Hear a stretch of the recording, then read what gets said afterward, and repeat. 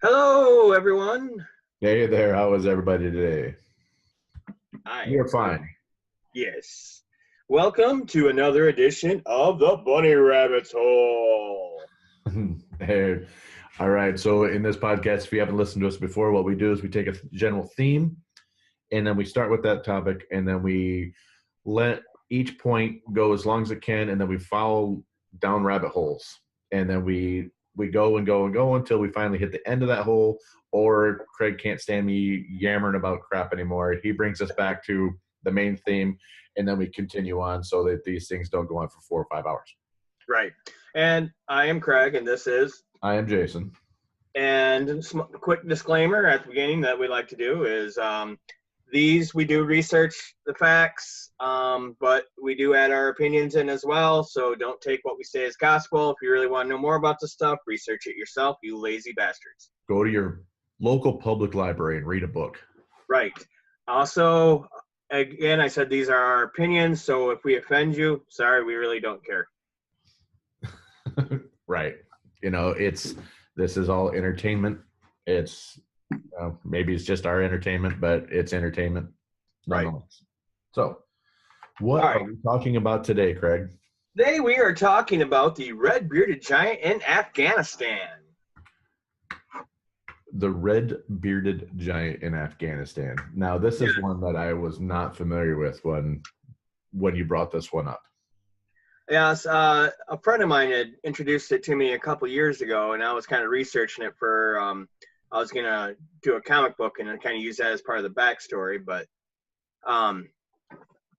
it's an interesting story and broke, I want to say, around 2010, and it was a gentleman named Stephen Quayles that broke the story.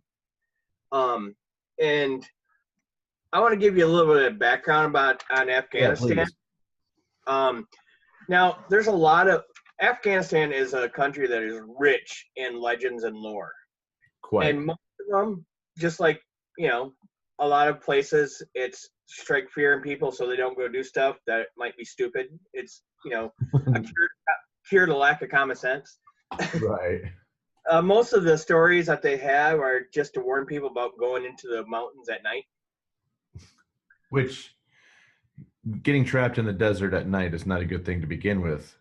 No, not at all.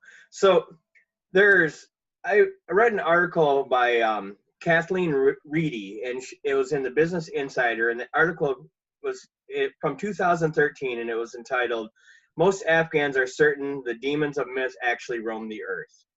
Now, she went on a patrol with some policemen, and they came across a grave marker that was 65 feet long. Yeah, so this grave... the whole grave. 65 feet long. 65 feet long. Okay.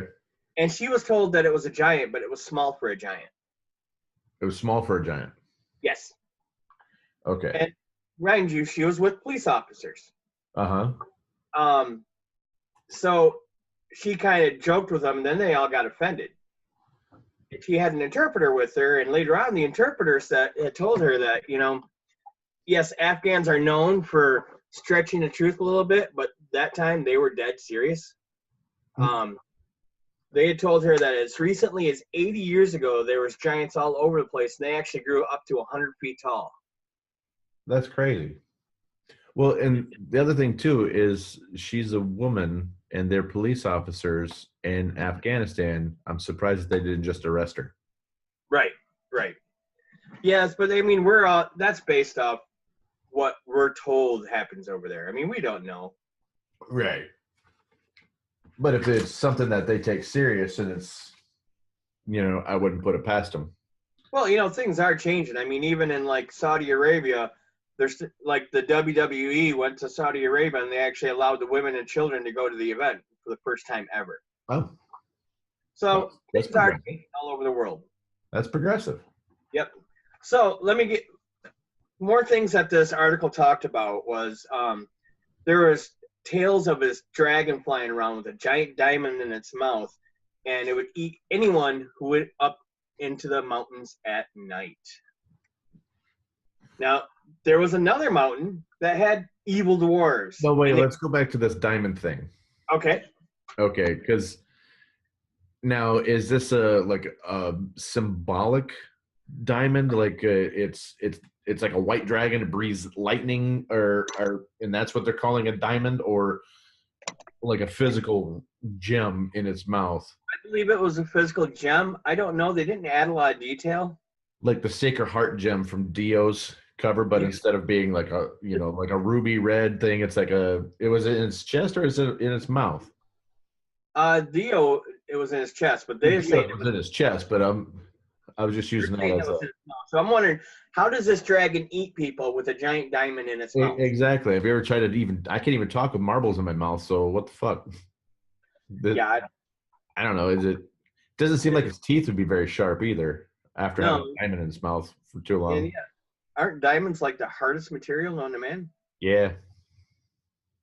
So yeah, that would be interesting. So okay, but moving on. Okay, so there's another mountain that had evil dwarves there that would kill you if you went in the mountains again at night. Evil dwarves. Evil dwarves. Okay.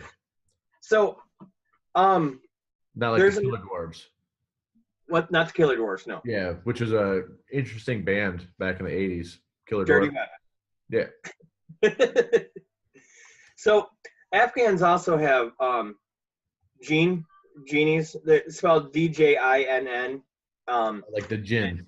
Most people, when they hear that, they think of genies from like Egypt who grant wishes and all this other shit. No, these are more like the blue-eyed, the glowing blue-eyed guys from Wrath of the Titans. Yeah. Ones Well, that ride the scorpions.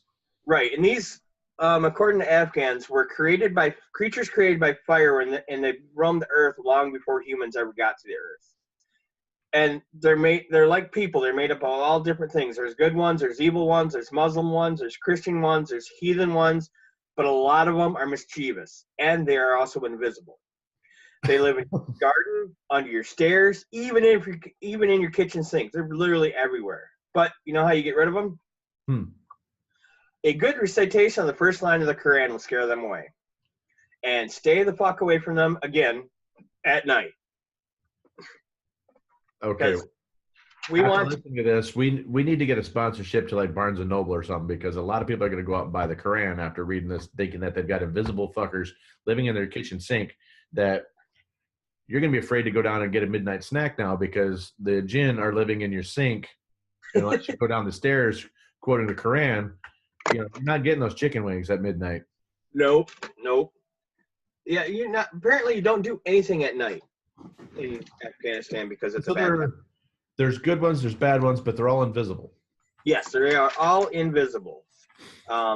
It seems like this was all created by a guy sitting on in a straitjacket in a padded room, sitting across from a couple of detectives, where they're like trying to explain why the hell he just did what he did. I'm not going to go into the details of what he did because they're atrocious, but they're sitting there and he's like, no, there's good ones and there's bad ones, and they live everywhere. They live in your closet, they live in your car, they live in your kitchen sink.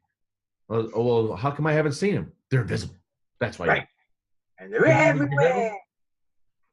How do you get rid of them? You read the Quran. First line. Boom. Over with. And what does this do? This all brings us back to religion, which is basically fear-mongering. Right. And I've said this in other episodes too, and I go back to the line that Chris Rock said in one of his specials. I think it was Killing Me Softly special. He says, back then when you didn't want people to do something, how do you get them to stop doing something? And he used, you didn't want people to eat pork because you didn't have Reynolds wrap, you didn't have refrigerators, so pork would spoil and people would die. So you put it in the Bible and you tell them God said don't eat pork. So I think that's kind of true with a lot of this stuff. It was an easy way to try to not necessarily control people, but to get them to help themselves, because we're stupid. Humans are dumb. And I've seen, and the more I get outside, I want to become that invisible person that just lives in a sink. Yeah, that would be fucking awesome. The water comes on, the water goes off. The water comes on, the water goes off. Right. Well, you know, and basically, it's like I said, you know, this comes down to common sense. Okay, going into the mountains at night for, you know, not supernatural reasons is just stupid. Well, especially the desert. Yeah, You have coyotes, you have snakes, you have scorpions, you have all other kinds of critters that will and can and kill you. Not to mention, if you were to trip over a rock that you can't see in the dark anyway, twist and break your ankle, and nobody knows you're out there, you're going to be there the next morning when the sun comes up. And guess what happens in the desert? It gets fucking hot. And if you don't right. have water, you're You going to die. die of exposure, or you could just trip and fall off a fucking mountain. Oh, so side fact about that, I just met this guy the other day that had Did he fall off a mountain? he fell off a mountain. Oh, sweet. He fell off of down in Arizona, outside of Phoenix, is something called the Superstition Mountains.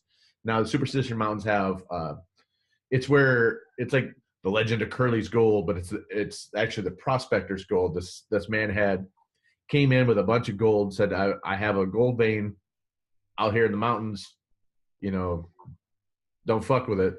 But he ended up dying. And so ever since then, everybody's been trying to go to these mountains and try to find this gold. That's not why this guy was there. That's just a history lesson of the actual mountain. But he was hiking and doing some climbing, and he slipped and fell down and shattered his tibia and fibia on his left leg, and had to be airlifted out of there. They had to come in and put a harness on him because they couldn't land a helicopter where he was at. But he did this in an era of cell phones.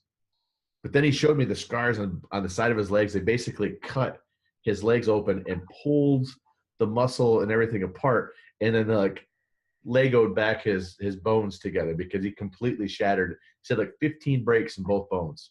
That's fucked up. Yeah. That fucking hurt. And this, ladies and If gentlemen, he didn't have a cell phone, he would have died. right.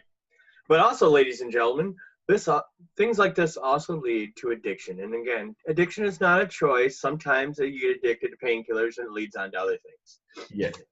Yeah. Oh, that is so true too, because a lot of people start innocently with just some pain meds, you know, these opiates, and then they get cut off. Well, they like those, and then they go down the road of starting to buy them, and then you know, they may get busted once with them or getting a bad prescription. It's so hard to get a prescription. Then they try, you know what? Let's try that other stuff because it's cheaper and it's right there. It's easy. Right. Yeah. Anywho, Going back to mountains, desert, stay out of them. So was it nighttime when he fell? He fell during the day. Okay, so he was smart enough not to go there at night. Right, because he heeded the warnings that God said and go to the Superstition Mountains during the day. Right. And mind you, yes, we make fun of religion a lot during this show. We're not saying your religion is stupid. We're just saying, you know, think for yourself. Exactly. You know, religion does have a place because it brings people together. Right. And I forgot the philosopher, or not philosopher, there's a psychologist that has this whole thing where in your life you need three places. You have your home, you have your work, but you need one other place in your life. I don't know, here I am flipping off the camera. You need a third place in your life that you go and people know your name. Right. Outside of home and work, you need a third place, and that kind of like makes you whole. And church fills that for so many people. Bars fill that for a lot of other people. I was gonna say that. But you know, you need that to be happy. Right. You need three places in your life to be out. You know, you need a home where people know you. Hopefully they know you're at home. Then you need work if you do work, or you need three places in your life where there. And I'm hoping to get rid of one of those three. I don't want to work from home. I work from home, so. All right. So back to this red-bearded giant, and this came to attention by Stephen Qualls, who had heard rumors of it, and then had like members of the military come forward and seek him out, or not him necessarily, as this other guy who I can't remember his name, but he's got a YouTube channel, and he goes all religious on this stuff. But anyways, so what happened here? I'm going to give you the story. Okay. So the military are out, the U.S. military are out in Afghanistan. They're in Kandahar. There's a base on the Kandahar province. Mm-hmm. And so while they're there, they have a unit that's out looking for high-value targets. Okay, and of the Taliban, obviously. Right. This unit disappears.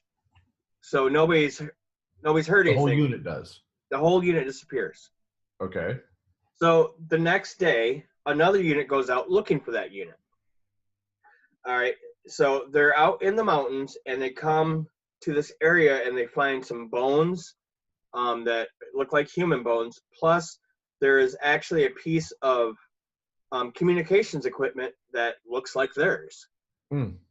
So they're just all of a sudden, they're on this ledge too, and on this ledge there's a drop, and above them is another ledge with a cave. So they're standing there kind of looking around, trying to figure stuff out. They see the bones, they see the communications equipment, they don't know what's going on. All of a sudden, out of this cave launches this giant who had long red hair. He had a long red beard. He's got 6 fingers on each hand. He's got 6 toes on each foot. So he's the enemy of I wrote the joke because I couldn't come up with his name. Indigo Montoya. Yeah. The 6-fingered man. The 6-fingered man. Yes. So it jumps out, and it is carrying a shield and basically a spear. Okay. The military unit just freezes because they've never seen anything like this before, because this person that comes out of this cave was between 12 and 15 feet tall. Oh. So they're obviously freaking out and shocked. They're like, don't know what to do, until this giant then uses a spear to stab Dan, because they just kept saying his name was Dan. Dan's dead, so stabs one of the military guy named Dan. It's an unfortunate name, Dan. Dan. Dead. Damn. Not Dan the mattress man. Dan the dead man. So Dan gets run through with spear. And at that point, it sparks the military guys, gets them out of their like frozen status, and they start opening fire on this thing. I mean, granted, they have M4s. They've got 308 or 30-aughts. They've got Barrett 50s. I mean, they've got these huge weapons. Right. And it's the military. Right. In the military, you're trained 2 in the body, 1 in the head. Yeah. 2 chest, 1 in the head.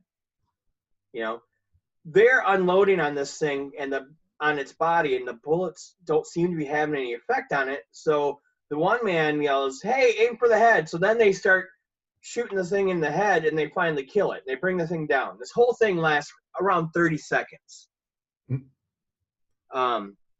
Which, when you're in combat and stuff like that's going, 30 seconds can seem like an hour. Right. But, so they kill this thing. They call for a medevac unit, because at this point, Dan's actually still alive. Okay. And they explain to the military what happened. So while waiting for the chopper, Dan dies. So now he's Dan the dead man instead of Dan the mattress man. Sorry, Dan.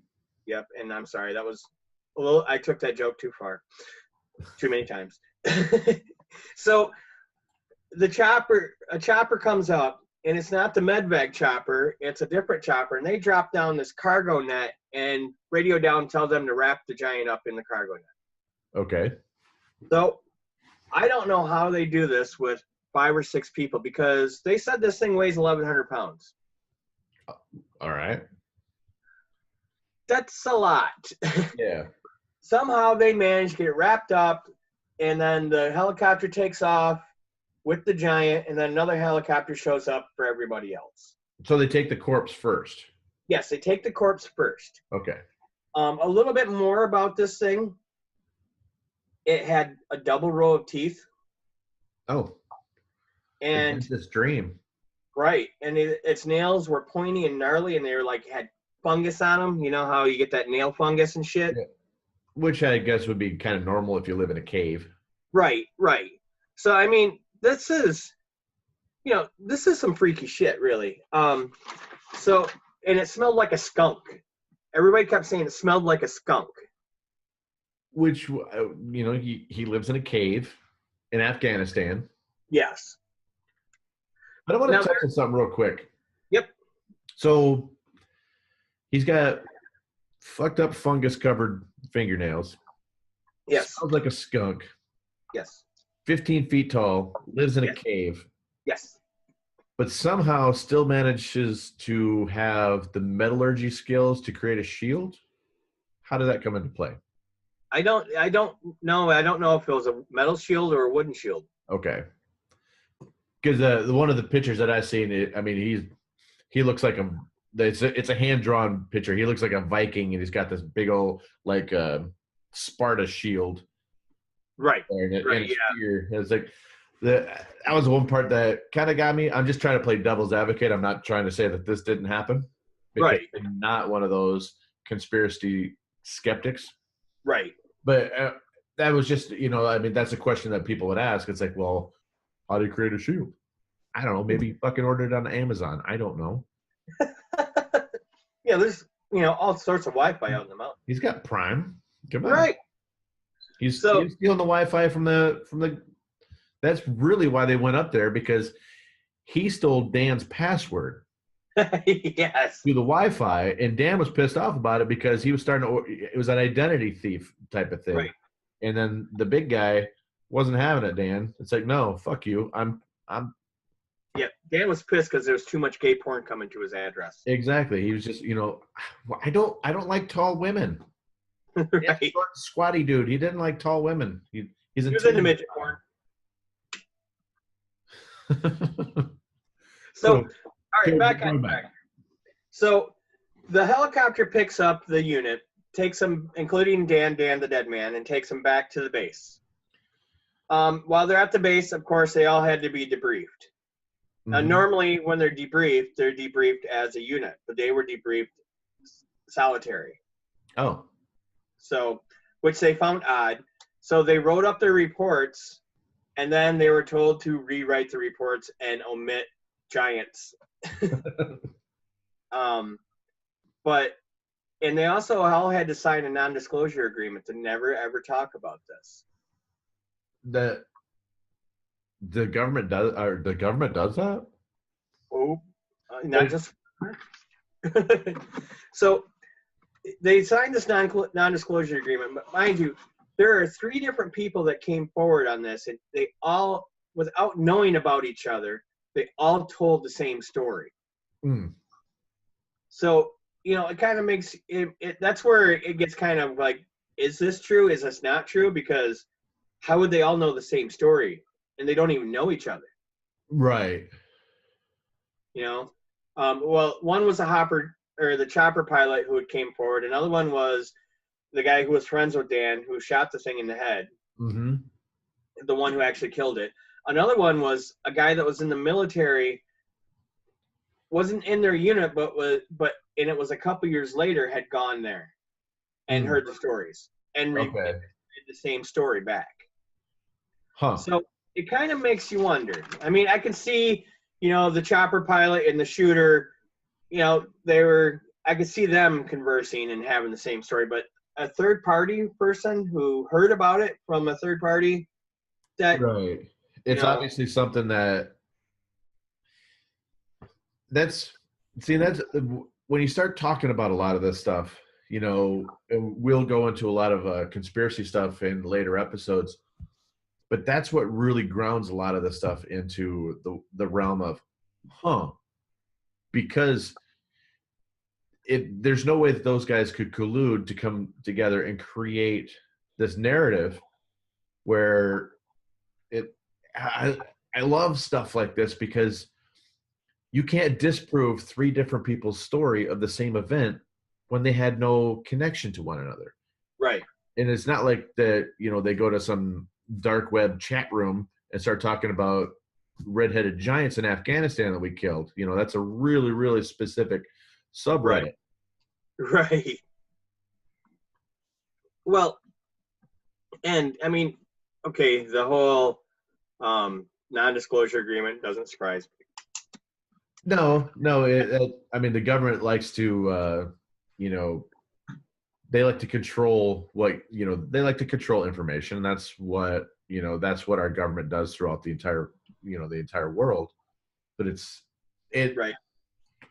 I love when you hear things like, well, they made us sign a non-disclosure agreement, but we said, fuck that. Right.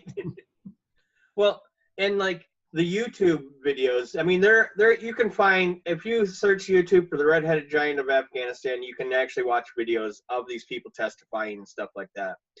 And the guy that runs the YouTube channel, of course, took this on. We talked about it before. Took this on a religious thing, saying that that right there is proof of the Nephilims. And do you know? Can you explain what Nephilim is, Jason? So the Nephilim were a group of beings that were actually referred to in, I believe it's the book of Genesis, about being giants. They're, kind of not necessarily Goliath from the David and Goliath story, but they were a group of tall fuckers. Right. And they're considered like half angel, half human. Yeah, they were they're kind of like the precursor to us, where they're they're birthed from angels, but they weren't angelic. They didn't have wings. See, I would relate them more to the Titans in Greek mythology. Yeah, more of a, I would say they gave birth to the, Kronos, gave birth to Zeus and gave birth to Hades and begat and begat and begat. Yeah. Yeah, that's the word, right? Okay. So they say begat, we say spawn. Right. There's a lot of theories out there about, okay, where the hell are all these giants that, are roaming the earth, supposedly? Well, somebody had said that, Steve Qualls' theory is that they live underground in stasis. They're basically cryogenic sleeping. They're frozen. You mean like Godzilla? Yeah. Because Godzilla will do that. Godzilla will go underground and sleep for decades and wake up and stretch the arms and the vocal cords and fuck up Mothra and go back to sleep. And eat like a bunch of people. Right. Go fuck up Tokyo one more time.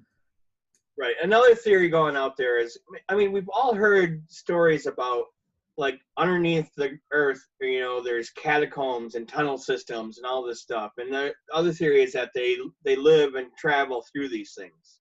Yeah. Like, there's a whole sub-genre of society that believe that not only our moon is hollow, but so is our earth.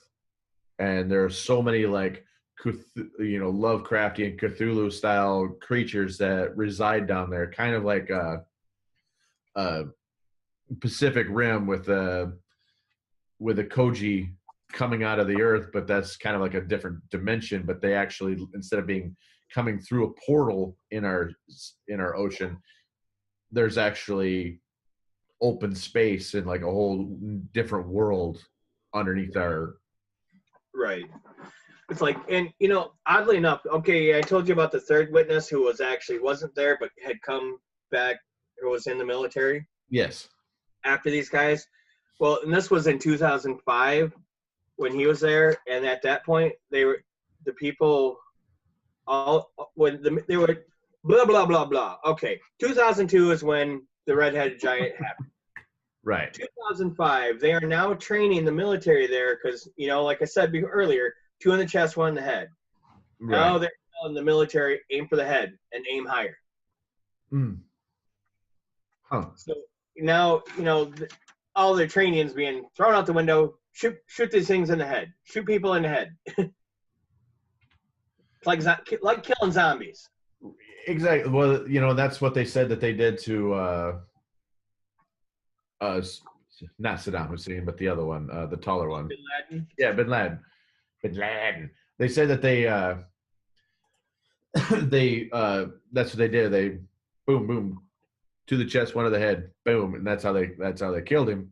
But then there's the whole theory that, you know, if he was in fact killed at that point in time, the reason that we never saw his body there was because everybody in there unloaded their weapons, discharged their weapons fully into this dude's body. Right. That's why we never saw the dude's body, and they didn't give him a proper burial at sea. Which why the fuck would they do that if this guy is the most hated person in the world? Why would they give him an official Muslim burial? Isn't Afghanistan landlocked? Yeah. I mean, I suck at geography, but I'm pretty sure it's landlocked. Yeah. Why would you give anybody a burial? Why would you give him a proper burial? If that's it, it didn't make any fucking sense. So okay, I'll wrap up this thought because they're talking about, well, why can't we see these giants? You know, they're walking through the desert of Afghanistan and in the mountains and stuff. We couldn't find a 6'6" Saudi guy that had kidney problems that needed dialysis that was jumping from cave to cave either. For how long? Right. So it's not that out of the realm of possibilities that a creature or these giants were actually living in these areas that we don't go to. Nobody goes to them. You're told not to because it's the mountains. You don't go out into the mountains. Right. And with their lore, and I mean, every culture has something that they follow. Whether it's the Bible, the Quran, all this stuff. I mean, how many times have you told your kids, "Hey, don't act like that, a monster will eat you," Right. Or what Grandma used to tell us: "Play with fire, you pee the bed."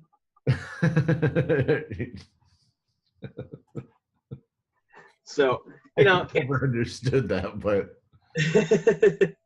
but that's just it's that same thought process. It's why we create legends and lore, is to get our kids to behave the way we want them to manipulate them. Mm-hmm.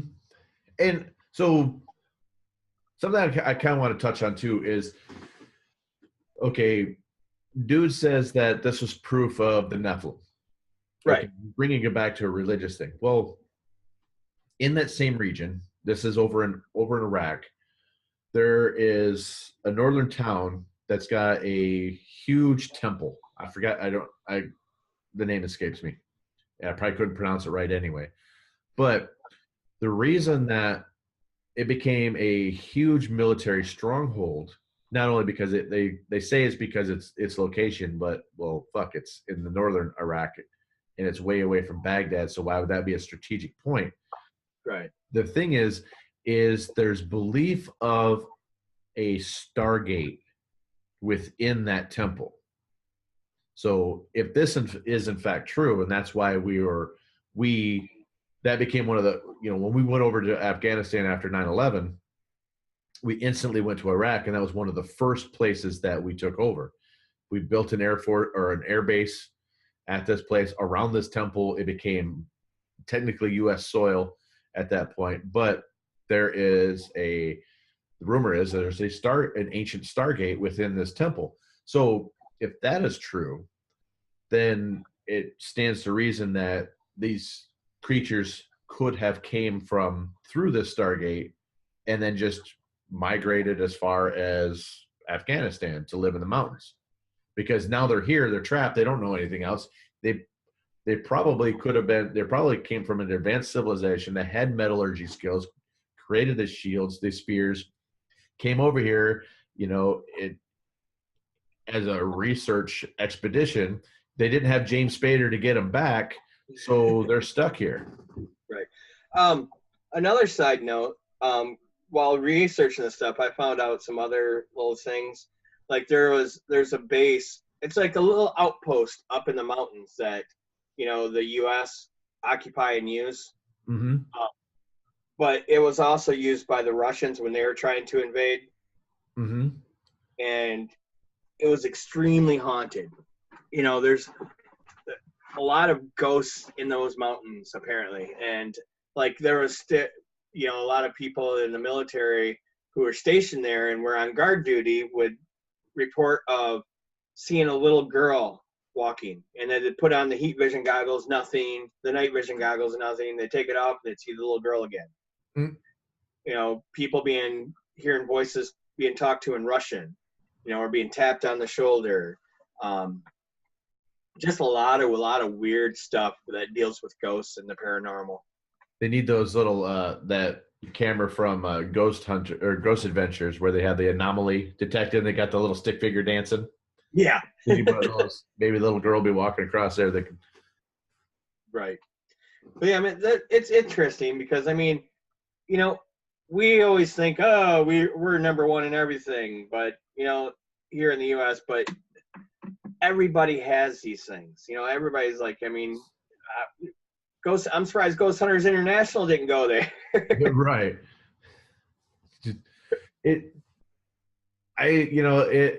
I bet you there are some crazy, crazy things that do happen within those mountains of Afghanistan, because that area, it's one of those few places that if you go to fight them there, you're going to lose. Yeah. Because the terrain is so against you. I mean, look at what the Russians did. And I mean, granted, we pumped in billions of dollars in weapons to the Afghanis to fight the Russians, and now they're using those same weapons to fight us. And we trained them to be able to fight us. Right. That's another story. Double-edged sword. Yeah. It's an interesting region. It is. I mean, and it's not like it's extremely inhabited. I mean, the population is sparse in the mountains. Right. Right. It's kind of like if you look at one of those night maps of the United States and you can see where all the lights are. Yeah. When you get past like the Mississippi River, it's like they start becoming like less and less frequent. Yeah. You get to like certain areas, huge pockets where it's black. That's Afghanistan. Yeah. Right. Yeah, and you know, there are like, you know, what we would call like natives or Aborigine tribes and stuff like that that do live around the mountains, but they're also very superstitious as well. I mean, we look at all these, we would like to call them primitive tribes. Yeah. And we scoff at them for their beliefs, but you literally follow an invisible being that you think is in the air. Yeah, that tell you go by the laws that were written by a man who may have walked the earth 2,000 years ago. Right. May want to update that rule book. Right. You know, put in some thou shall not spam. Thou shalt not troll. Thou shall not clickbait. Right. Oh, fucking hate clickbait, man.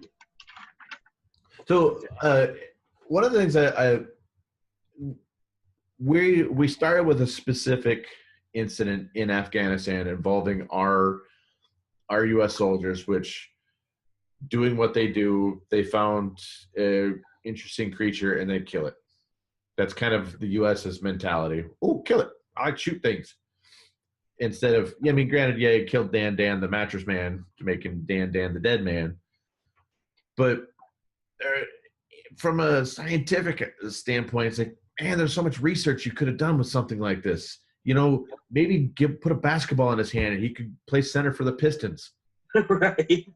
You know, he's 15 feet tall, 1,100 pounds. I like to see Shaq try to back him down. Right? Right. It ain't happening. Right. And apparently, after they got that back to the Kandahar base, they then loaded it up into a military plane and flew it to their base where they put all the weird shit. Yeah. To study. So you know that they're studying this thing, and with all the genetic research and shit like that, they're trying to build super soldiers still. Oh, absolutely. So they're going to try to use this giant to build super soldier. You can guarantee. Exactly. But there's other sightings of like quote unquote red-haired giants around the globe. Like in New Zealand, for instance, they have there was a public access television program that came out in 2016 that documents red-haired giants that arrived to their island before the Polynesians did. Hmm. So there's more than, so it's not like they're just being seen in Afghanistan. These things are all over. Right. So And I mean, I've seen old video of giants walking with people when I was doing this research. I think it was in like Japan. But granted, you know, not to be racist, but Japanese people are short. It could have just been a tall guy. what was that? Do you remember that it was a movie with Tom Selleck called Mr. Baseball? Yes. Where he was an over the hill baseball player and he had to go to Japan, and his first interview on TV was like, well, what do you think of it? It's like, it's a bunch of short people walking and talking real fast. Yeah. I'm just quoting the movie. I'm not saying Tom Selleck believes that. Or does he? I don't know him personally. And so, okay, for those that don't know, Tom Selleck is a huge Detroit Tigers baseball fan. Okay, he used to go to Lakeland, Florida, and go to spring practice with the Tigers. He did that year after year. So if you go back and watch old Magnum PI episodes with him in it, he always wore a Detroit Tigers baseball cap. Yep. So now they're doing a reboot of Magnum PI. And the guy obviously isn't from Michigan, who's now Magnum. He's like an Islander. But they have him in a Detroit Tiger baseball cap. It's interesting that they brought that aspect of the TV show back, just like they did with the Ferrari. But Tom wore it as a personal symbol to the team and to the city of Detroit. Now they're doing it. It's like, now it's just kind of like, yeah, it kind of cheapens his action. Right. Oh yeah, definitely. I'm so tired of them. All right, back on topic.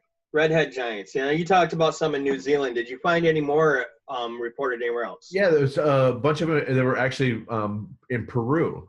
They referred them to blue-eyed Indians of Peru, where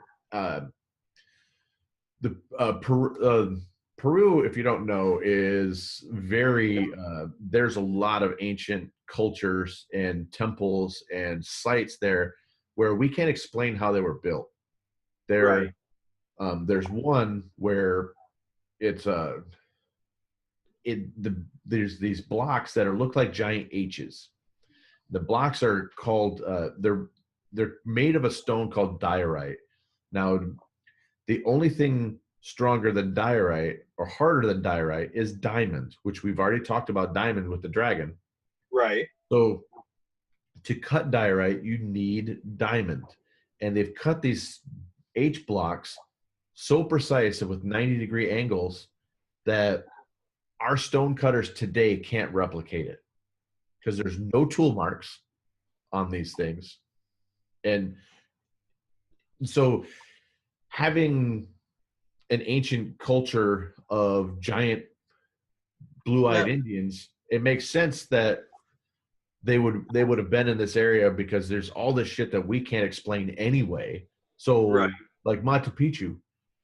Yeah, wasn't the Aztecs in Peru? The Aztecs were more north there, but there was the